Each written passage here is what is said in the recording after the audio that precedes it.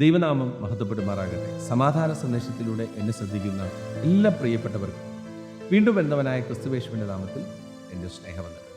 റോമാലേഖനം 12-ാം അധ്യായം അതിൻ്റെ 19 മുതലുള്ള ഭാഗങ്ങളിൽ, പ്രിയമുള്ളവരെ, നിങ്ങൾ തന്നെ പ്രതികാരം ചെയ്യാതെ ദൈവകോപത്തിന് ഇടം കൊടുപ്പിൻ. പ്രതികാരം എനിക്കുള്ളത്, ഞാൻ പകരം ചെയ്യും എന്ന് കർത്താവ് അരുൾ ചെയ്തു. വചനം പറയുന്നു, പ്രിയമുള്ളവരെ, നിങ്ങൾ തന്നെ പ്രതികാരം ചെയ്യാതെ. അപ്പോൾ പ്രതികാരം നമുക്കുള്ളതല്ല. ദൈവവചനം നമ്മെ പഠിപ്പിക്കുന്നത് പ്രതികാരം ചെയ്യാനല്ല കർത്താവ് നമ്മളെ വിളിച്ചിരിക്കുന്നത്. പ്രതികാരം ദൈവത്തിനുള്ളതാണ്. പ്രിയരെ, നമുക്ക് ദാനമായി കിട്ടിയിരിക്കുന്ന ഈ ജീവിതത്തിനകത്ത് കർത്താവ് നമ്മൾ ചെയ്യേണ്ടത് ചെയ്യാൻ നമ്മളെ മുൻ നിയമിച്ചിരിക്കുകയാണ്. നമ്മളത് ചെയ്തു പോരുന്നു എന്നുള്ളതേ ഉള്ളൂ.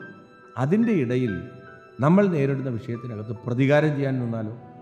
പഴയ നിയമത്തിനകത്ത് യോസഫ് എന്ന് പറഞ്ഞൊരു ദൈവമനുഷ്യൻ തൻ്റെ സഹോദരങ്ങളാണ് തന്നെ എടുക്കുന്നു, തൻ്റെ വസ്ത്രം വലിച്ചൂരുന്നു, തന്നെ പൊട്ടക്കുഴിയിലിടുന്നു, തന്നെ അവിടുന്ന് വലിച്ചു കയറ്റുന്നു, 20 വെള്ളിക്കാശിന് വിൽക്കുന്നു.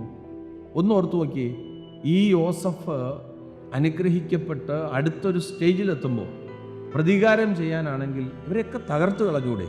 2ാം മന്ത്രിയാണ്. എന്നാൽ അവിടെ ഒന്നും പ്രതികാരം ചെയ്യാൻ നിൽക്കാതെ ആ കർത്താവിൻ്റെ സന്നിധിയിൽ വിശ്വസ്തയോടെ നിന്ന ആ യോസഫിനെ പോലെ നമ്മുടെ കർത്താവാകട്ടെ ആ 3 ആണിമേൽ തറയ്ക്കപ്പെട്ട് പ്രാണനെ പിതാവിങ്കിലേക്ക് കൊടുക്കുന്ന ആ സാഹചര്യത്തിൽ ക്രൂശി കടന്നോട് പറയുകയാണ്, ഇവർ ചെയ്യുന്നത് എന്തെന്ന് ഇവരറിയായികയാൽ ഇവരോട് ക്ഷമിക്കണമെന്നാണ്. ഈ സന്ദേശം കേൾക്കുമ്പോൾ ജീവിതത്തിനകത്ത്, പ്രിയരെ, നമ്മൾ പ്രതികാരം ചെയ്യുന്നവരാകാതെ നമ്മൾ മറ്റുള്ളവർക്ക് വേണ്ടി പ്രാർത്ഥിച്ചു, അവരെ ബ്ലസ് ചെയ്തു, എല്ലാം കർത്താവിങ്കൽ സമർപ്പിച്ചു, കർത്താവിൻ്റെ കയ്യിൽ ഏൽപ്പിച്ചു. വിശ്വസ്തയോടെ സഞ്ചരിപ്പാൻ ദൈവം കൃപ ചെയ്യട്ടെ. വിശ്വസിക്കുക, പ്രാർത്ഥിക്കുക. ദൈവം വിശ്വസ്തൻ. God bless U.